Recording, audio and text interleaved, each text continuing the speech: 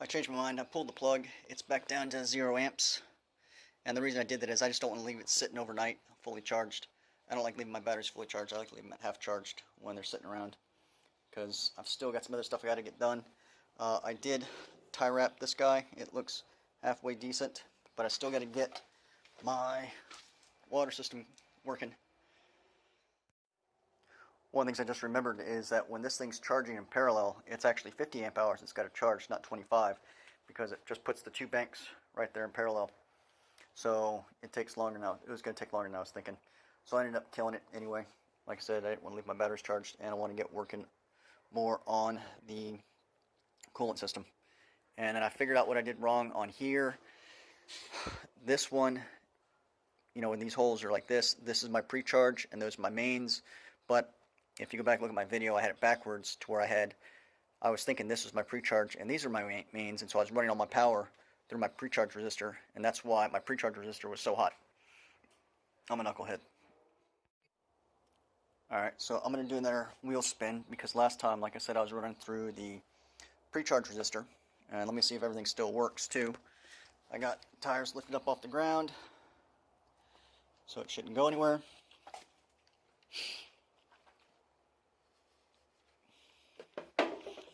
Okay, so here, pre-charge, 1, 2. I'm just going to leave them all on right now. Nothing worked. I turn this guy. Brake. Nothing's working. Brake down. Interesting. Reverse. No. Alright. Maybe I did break something on this guy. Not sure. We will do some troubleshooting.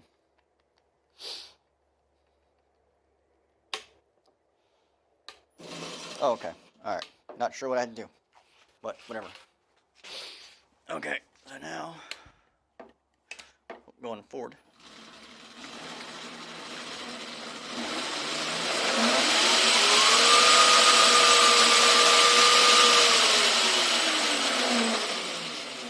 Get back in focus. Alright, there we go. I guess something was making it go odd. So I'm going to turn this on.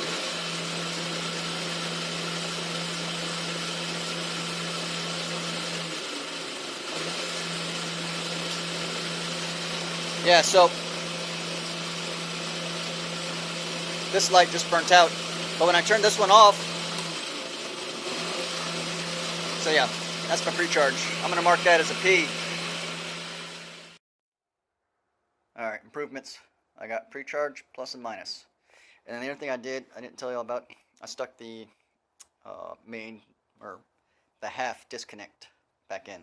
So that's how I was able to get everything going.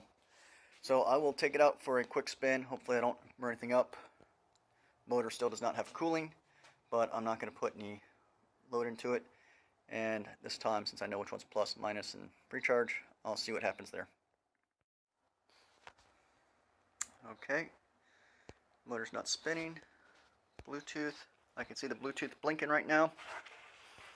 Got to go open. Which one is it? This guy right here. Bluetooth is solid. Read. And what I wanted to do here is I wanted to reduce. Okay, I want to change that. 18 volts is way too low. I'm going to say 130 volts. Next. There. Yeah, 180 for that. That's the overvolt. Current percent. So that's saying 100. And then what is current percent? 20% to 50%. So let's go make that 20%. Next, this is battery. Oh, percent. I just want to keep everything really low. So okay, I hit read, but yep, knucklehead. So 130. Next. Oh, that's it right there. 20. Done. 20. Step back And now I'm going to hit right. Write data completely. Read again. Boo, boo, boo. 130, 180. Okay, that's good. And so that way, if I do something wrong again, it'll be much easier. Motor identify 85. That's saying it's all good. Throttle position sensor. Yep, yep, yep. Okay.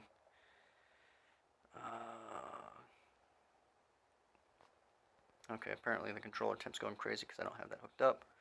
Motor speed is basically 0. And then, what is the other stuff on here? Acceleration time. What is this? Let's go back. What is this saying? This is tips acceleration time, the time of the throttle position torque from 0 to max. 0.1 seconds.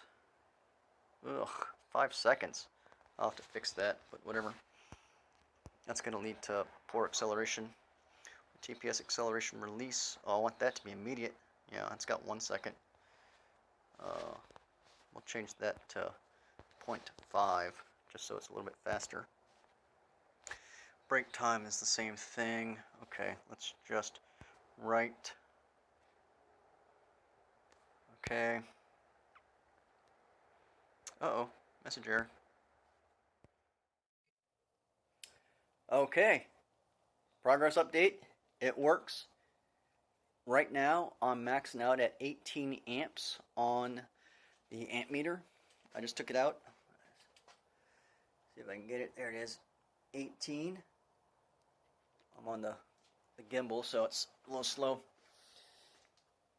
I don't think I have it on the right. Okay, yeah, I don't have it on the right setting either. But it works. Get some footage of it zipping around right now. Alright, so there it is. It actually does pretty good. One of the issues is if the motor experiences a jerk or something, or if I'm driving and I put it into regen, it hits the motor and it loses, I want to say commutation, but that's not the right word, location of the motor, and it trips out the controller. So I should be good to go right now. Off, on, let me go reverse.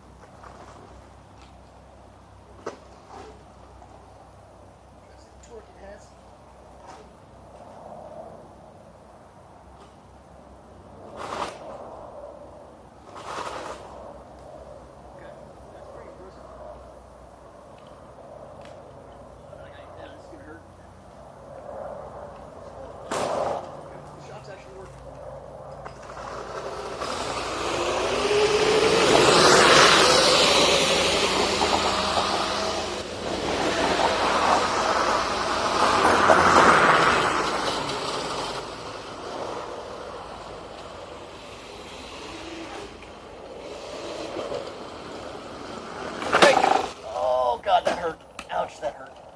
I got to get the foot pedal going. This thing is just way too hard to handle with the pop box. That and the battery is too big. The cart's too small. I mean, I guess once I have two hands, I can kind of control it, but right now it's just a little too cumbersome.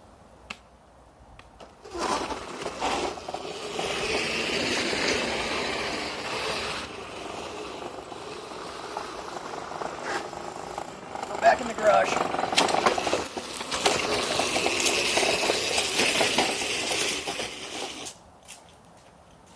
Overall, I gotta say it's pretty impressive.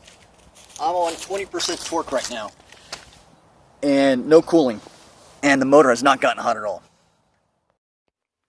And I had this on the battery cable coming off on the positive, and I only saw 19 amps max. So I was about 155 volts, 19 amps. That's just under 3 kilowatts, which is just right around 4 horsepower. And at 4 horsepower, it pulled pretty good. And a lot of that noise you're hearing in the video is the tire noise.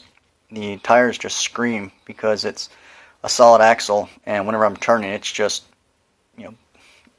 burning up the tires.